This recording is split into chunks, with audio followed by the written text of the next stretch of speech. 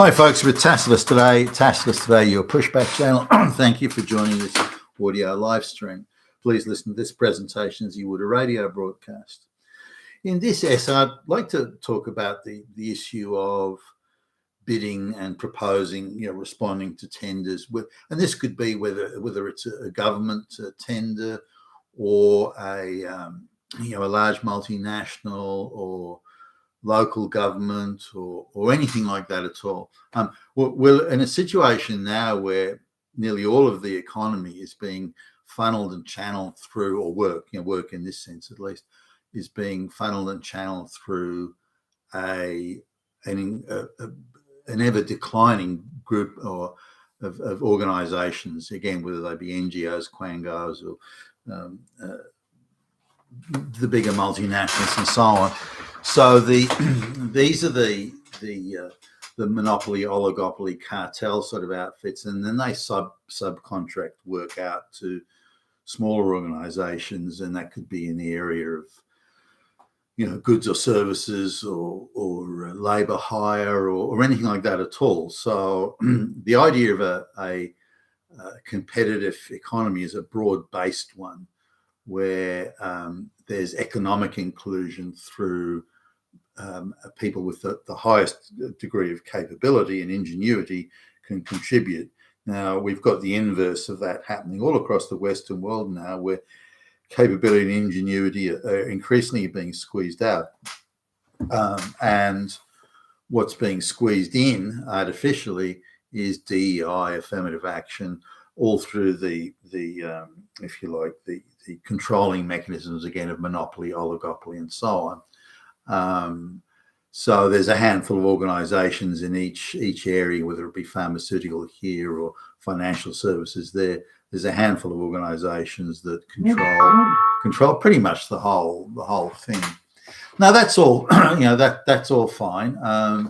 There still would be a place for ingenuity in that, but these government organisations, again, instrumentalities, NGOs, large companies, they're all on board with this DEI. Now, whether they call it DEI or call it affirmative action or call it equity or call it rebalancing or it's the community we serve, or it doesn't matter what they call it, it amounts to the same thing.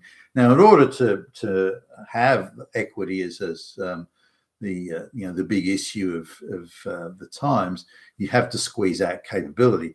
Capability and equity can't exist side by side. They just don't. In order to create the equity, you have to either disregard capability or reduce its relevance or whatever. So now we see that sort of all over the place, and in this business oversharing, and I see it sort of getting worse. The idea of straight white males is considered, unless you're part of the elite on the board of directors, then it's okay. But outside of that, this idea of the high capability straight white male, rather than just socialite sleazo that you'd see on the board of directors, the idea of the high capability straight white male is really it's almost not allowed. It's not permissible. It's tantamount to a crime almost at the moment. Now we see this again all around the place. We recently, whenever we look at a contract to work that we're thinking of bidding on these days, this is something we've probably arrived at some time ago, but or a view that we arrived at some time ago. There are some places where it's simply not worth it. They're going to find a way of not including straight white male businesses, and they're going to find a way of including black lesbian businesses, for example. So now they do this through various sort of ways, and they can say, well, we demand or we require, if you want to bid on our business, we require that 50% of your management team must be black lesbians or non-straight white males. And it's a totem pole of thing where you've got to really amass a certain amount of points. So having a white guy who's gay, for example, doesn't get you that many points. Having a woman who's a lesbian does get you points. Having a black person gets you points. Having a black lesbian is like that's the winning lottery numbers almost in the amount of points you can get. This is affirmative action, DEI, inclusion type points. So when we look at a tender or a proposal, we look at it and say, well, what are they wanting in that side of things? If they're wanting sort of that we have to have 1,000 black lesbians on the payroll, then it's not worth our while bidding on it. Now they can't demand that you must do it because that's illegal in Australia, but they can suggest that it's a key criteria for their selection process. And if you don't sort of do that, you're somehow morally bereft. And why would you want to give a work contract to a morally bereft organisation? Is this sort of their roundabout way of thinking this through? Most of these departments that do the evaluations are radicalised young women, gay people, activists. They're not commercial or business people. They're just activists, and they're the ones really deciding whether you get the contract or not based on any merit of your capability, but based on do you have, again, enough black lesbians on the payroll. Now, this has been around for a while in, say, certain government contracts where you have to have a certain amount of women or again, black lesbians in your company. And the system was gamed. I know like this came up in the United States years ago. Was where I first saw it, actually, this sort of affirmative action type thing. And so companies would hire, just run out and hire, Mexican lesbians or something, just so they can say that, well, we've got plenty of lesbians on the payroll. And then when they won the contract, they let these people go. And so they're only hiring them as a window dressing exercise, not as and they had to sort of really, again, the capability thing had to be dropped. They had to hire people that just were incompetent or maybe not even incompetent, but lazy. They didn't have the expertise. And in order to hire these people, they had to turn away a capable straight white male. This was the real problem with it. If you just cannot get, if there's a mass shortage of straight white males, and the only people that are out there that you can hire are the black lesbians, well then, okay, then you've got to make the best of that situation. But it's not that. They were turning away the straight white males, the capable ones, just so they could hire a totally incompetent, unqualified black lesbian, all for social engineering reasons. Now, we look at each tender or bid or proposal. We look at it in that light.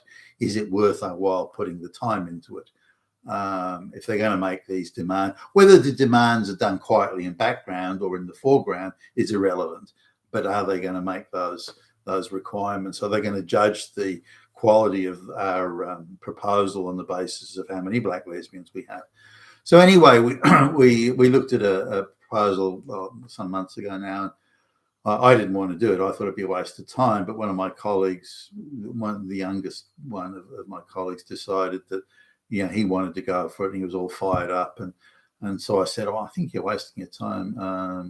But he's saying, oh no, I want to say, okay, Billy Bob, off you go. If that's what you feel.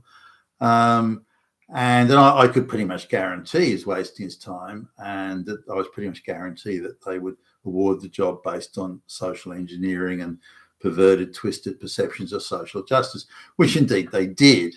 So they gave it to they decided that, and this was the bit. This is illegal, and so I'm surprised that, but they're absolutely confident they will not suffer any repercussions. The woman in the process, the tender awarding department was who we know. I mean, she's nice enough, I guess. She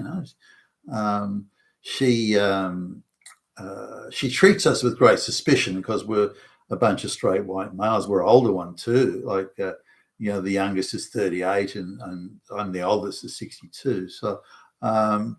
So she treats us with, you're the Nazis type thing.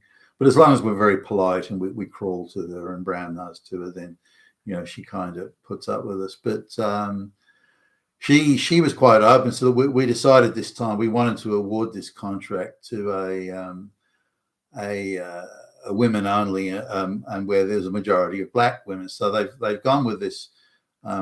This black only company. I'm not sure how many black women are in the company or this business. But I know from the little bit that I know of them that they're completely unqualified. So in order to award this tender, they had to decide purely on the basis of social engineering. But here's the rub: they've allowed them to, this black-only company, they've allowed them to price themselves much higher. So this is where the deceit, I think, comes in. So they say, well, I'll use just simple numbers here. So say it's $100. The tender to do the work should cost $100. They've allowed these people to price it at $150, way over the card, because they know that these people can't do the work. They do not have the expertise or the organisation or the ability or the capability. They don't have any, that they cannot even attempt this work. So they know that these people are going to have to go to another outfit like us, for example, to subcontract the work. So they're just giving them extra taxpayer money to play these ridiculous, absurd games of social engineering. So the taxpayers are being forced to pay, ridiculous money for something that would have cost $100, now is going to cost $150. So there's still enough money in the pot for these guys to subcontract the black-only business, to subcontract out to another outfit. And I flirted with and entertained the idea for a moment. Well, what if they approach us and want us to subcontract? Because things like this have happened in the past. And do we really want to do this? So they haven't approached us yet, by the way. So I don't know if they even will. But they've got to go to somebody because they can't do it. So this is the extent of the perversion that goes on in these sorts of things. And the bill for this, creating this fantasy nirvana that never will exist in reality, the bill is just being passed on to the taxpayer, and they've got to go through a process of ridiculous, ineptitude to get it all done. But this is pretty much how it is, and I'm seeing this, I think, more and more. Now, here's a sort of interesting aside here. We recently went to a meeting where, yet again, a junior intern, bimbo, a girly with gender studies degree attitude, is sent to sort of deal with us. Now, she spoke to us like her opening. We didn't know we were going to have to deal with her. We thought it would be someone else. So we turn up to start work on it. And again, this is a really knowledge intensive sort of high IP, intellectual property type project of work. We're not there to sweep the floor or water the plants or something. So we think somebody commensurate with, at least would be across the details and would be a higher IQ individual, somebody in at least somewhere from the senior management ranks. It's not like these guys are being overworked or anything. So, but instead they send this snot-nosed bimbo intern with attitude. Why does the CEO do that? What's the purpose of it? Is it to our noses in a wickedness for being straight white males? What's the motivation here? I wouldn't dream of doing that to someone else, but nonetheless, that's what we get. She has no idea. She doesn't know the details and tries to brass it out by just acting tough. It's not her fault. She's just been sent, okay, go and talk to those guys and see what they want, and you make sure that they toe the line, and you make sure that straight white males don't start making racist comments to the black lesbians. It's that look, we have to be controlled, and we're not only dumbasses, but we're also wayward children. We're naughty, wayward children that have to be finger wagged and put in our place, that type of thing. So this is by someone we haven't met before, we don't know. And so anyway, she says, well, what is it? Who are you guys and what are you going to be doing? And no one had even given her a copy of the correspondence, or if they had, she hadn't bothered reading it. So I always keep copies with me for this sort of eventuality, which seems to occur almost every time. So I work out, well, this is the page of, and it's only one page. This is the sequence of work in the project. The contract's longer, but this is one. So I gave her that page. Well, this is what we're going to be doing, and this is what's been agreed. Your CEO has signed off on this. It's in the contract, and we're all legally obliged to deliver on the contract. And hopefully that word, we're legally obliged, may mean something, but it didn't. And so she just sort of stares at a bit of paper as if she was illiterate, by the way. She couldn't read or something. And she's, oh, well, I haven't got time to read that. Why don't you tell me? I mean, itself, that you're dealing with an amateur when you get that. So anyway, I just read out what was on the bit, and I did it slowly. And read it out. Okay, yeah, all right. And clearly she hadn't comprehended most of it, if any of it. And I think I'll get you guys to just sit over there, but don't get anyone's way. And then she starts the finger wagging sort of tone to this again. So, well, hold on. The contract states we're to be given a room in the building next door, which is part of the. Oh, yeah, okay. Well, that means I'll have to walk over there then. Why can't you make do with here? Well, the contract says, well, what do we have to do with the contract? Well, the contract is what we're both obliged to. We're supposed to. Yeah, okay. Well, I haven't got time to go over there with you. It's just. And you couldn't get a more snot-nosed, difficult little shithead if you tried. So again, why does the CEO send someone like her? And why do they send her totally unprepared, or someone who's not prepared to make any effort to be prepared, which may be just as may also be the case. So this comes back. So we were in the office just a few days ago and having a chat, and somebody was mentioning they'd come back from a meeting where they were treated with contemptuous, sneering disrespect for reasons, for no apparent reason. And so I asked him, really raw material for a video, how often, how long is it since you were treated with respect? Well, when I say respect, I don't mean the groveling or the bowing and the scraping. I don't mean that. I mean being treated as a professional with a certain level of capability.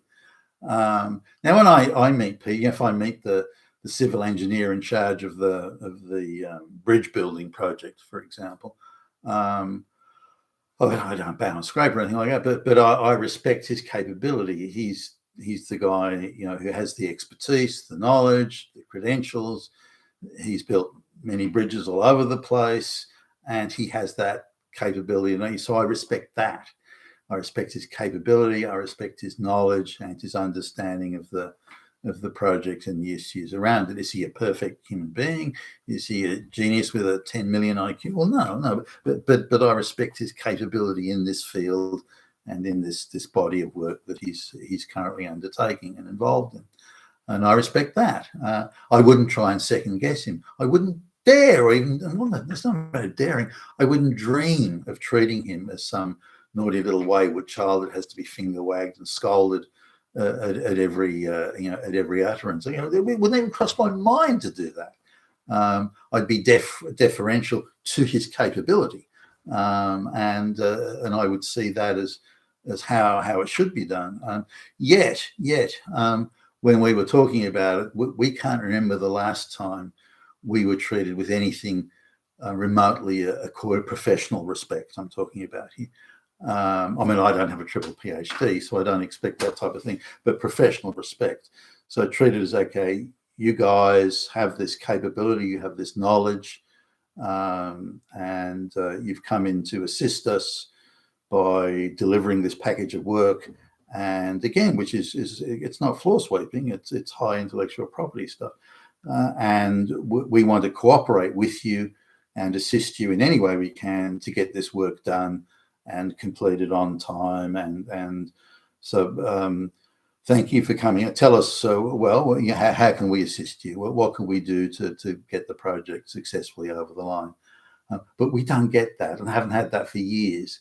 Instead, it's combative. It's you're evil, you fucking Nazis. It's, well, they don't say that, but the tone and the manner and the interaction is that we're not only mentally retarded, but we're also socially suspect of where are your swastikas and this type of thing, this general sort of ambient contempt, but there's no recognition of our capability. So it's not a matter of just simply respect; it's the sneering contempt which often it borders on, and this view that somehow we're a foreign insurgency, some sort of virus that's come into the country. But there's no attempt to engage with us at a professional level, and the constant sending of young snot-nosed bimbos to do the finger wagging and to keep us in line and to make sure we don't step out of line and this sort of thing. I think, what sort of people have you dealt with in the past? So we haven't had that professional respect for as long as we can remember. I can't remember. And now socially, if you can get the CEOs and some of the people out of the office, and we get down to the restaurant or the cafe or something like that, and things do lighten up a little bit, and there's some nice chit-chatty stuff. But it's more social chit-chatty rather than professional respect. And so when you think about it, just consider that in its sort of in the broader reference and frame of reference. Here's 4 very well qualified, very experienced, very credentialed, very capable straight white males, and we've got for years now, we've had to endure people treating us with near contempt, rather, or even putting that aside, unable to interact with us on a professional level, and that's staggering. As I recall, going back certainly in as I was younger and moving through the ranks, the idea of treating people with respect based on their capability and their credentials was just how it was. That all seems to have gone now, and I don't think it's a good thing. You've been with Tacitus today, your Pushback channel. Thank you for listening.